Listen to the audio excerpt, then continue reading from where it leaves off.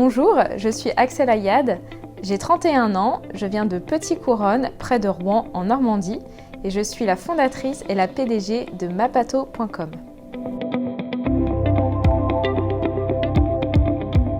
J'ai été très bien entourée, j'avais mon microcosme.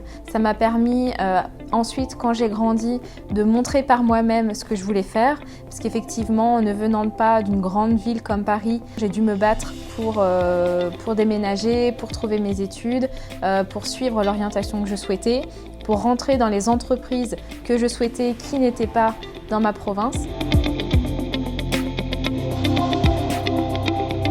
Je souhaitais être avocate ou juge pour enfants et là malheureusement mon territoire était une problématique pour moi parce que l'école de la magistrature étant à Bordeaux, je me suis complètement censurée par rapport à ces études-là. Donc j'ai arrêté d'avoir ça en tête.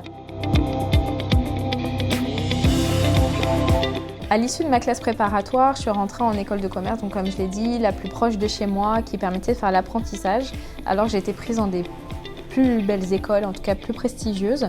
Et en fait, quand j'ai voulu entreprendre, j'avais toujours cette revanche de me dire que moi aussi je pouvais être diplômée des grandes écoles et que j'en avais tout à fait la capacité. Donc j'ai repris mes études. Sur un peu un coup de tête, j'ai déposé un dossier pour un double master à l'ESSEC et à Centrale, qui sont deux très belles écoles en France, et j'ai été prise.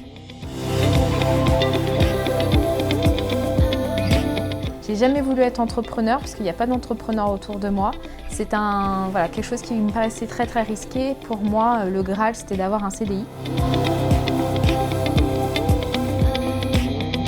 J'ai fait plein de petits boulots. Donc ça m'a mis dans des situations très cocasses. Je me souviens quand j'ai postulé chez L'Oréal, ils m'ont rappelé, j'étais en train de distribuer des journaux dans la rue, sous la pluie. Ils m'ont demandé si c'était le moment opportun pour mon entretien téléphonique et j'ai pas du tout osé leur dire que j'étais en train de travailler. Oui, une des différences des codes qu'on peut voir entre Paris, la province et les différents milieux sociaux et culturels, c'est les langues. Parce que contrairement aux enfants de parents qui ont l'habitude de voyager, qui savent que l'anglais c'est très important, moi c'était pas mon cas. Et après, du coup, je suis partie en Chine où là j'ai appris à parler anglais. Donc c'est pas du tout une fatalité. Je me suis dit, si je veux entreprendre, c'est pour redonner du sens globalement et aider les Français qui sont en difficulté. Et comme moi-même, je suis malade chronique, j'ai plusieurs pathologies, j'avais cette difficulté de trouver des médecins. Et en fait, je pense que cette problématique est très liée au fait que je vienne de province et d'un milieu social qui ne soit pas favorisé.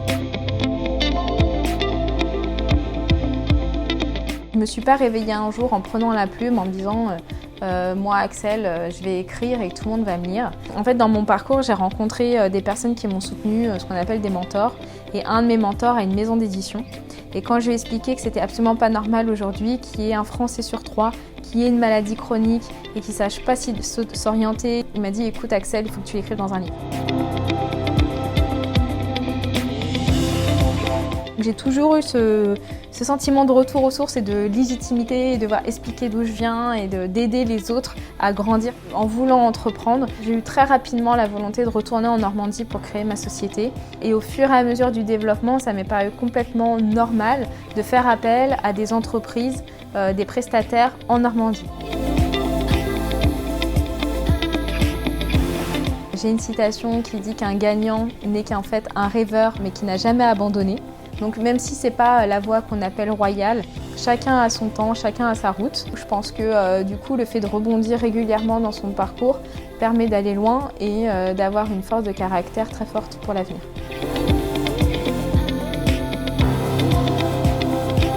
Cidre, parce qu'avec du calva, je suis pas prête de finir la soirée.